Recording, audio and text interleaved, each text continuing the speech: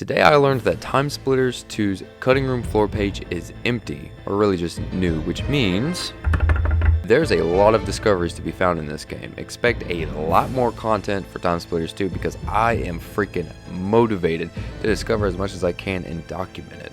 Real quick, I want to ask you to help me on my journey to 200 subscribers. I recently released a 100 subscriber video for Resident Evil 4, and the next milestone will be getting you all to help me write a song for my YouTube intro. So, without further ado, here's TimeSplitters 2 Off-camera secrets. So the basics to an FPS game are a gun, an enemy, heads-up display, a level, and skybox. With the progression of video game design, we got skyboxes, which virtually are just UV spheres with a spherical texture plastered on them to make it seem like the background went on further than it actually did. TimeSplitters 2 actually has the skybox designed as a cube rather than it always existing in the background. This cube of coaling follows the player's perspective around the level, telling the game what and what not to load in. When we use a flight mod in Chicago, it appears that we can never reach this moon. However, we can move the camera closer to the moon, allowing us a closer view. This is all a result of the skybox, which is entirely unique to this game. Speaking of Chicago, this blimp has one face on the very top that doesn't exist. And this is obviously because the player would never be able to see the top of the blimp. So now we're looking at these trains at the beginning of the level, and when we look at the end of the tunnel and wait just a few seconds, we can see a third train activating in the background that isn't able to be seen by the player if they're playing normally. My best guess is that this could be a load-in model for any train going the opposite direction after making a lap, but then again, there's no telling.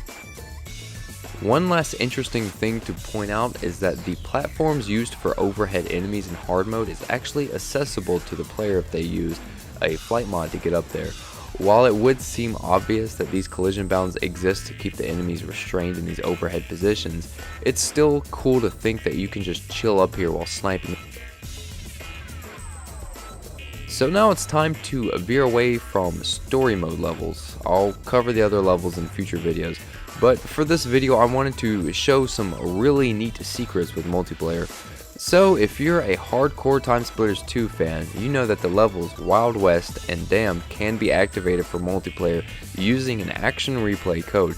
But I discovered that you can also play the level Notre Dame, which is a little hard to do because everybody sort of starts in the same spot. So it becomes like this race to the next room just to stay alive. The last secret level I want to show you is this black level where there is literally nothing. Alright, lastly before I wrap this video up, I'd like to discuss a game mode that unfortunately didn't make it into this game.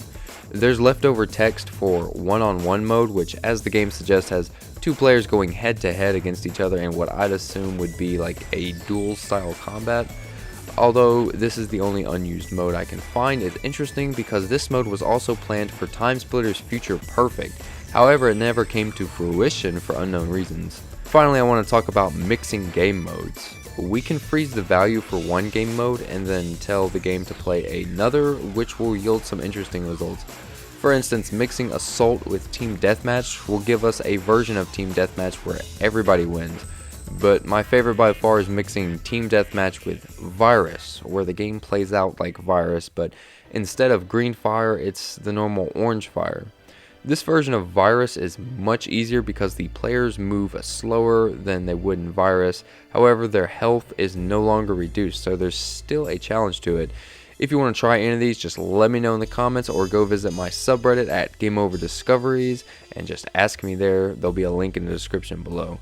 And that's going to wrap up this video for TimeSplitters 2 off-camera secrets. Like I said, I'll be covering more story mode levels in future videos, but for now, I just really wanted to show some of you some fresh new discoveries to this amazing game.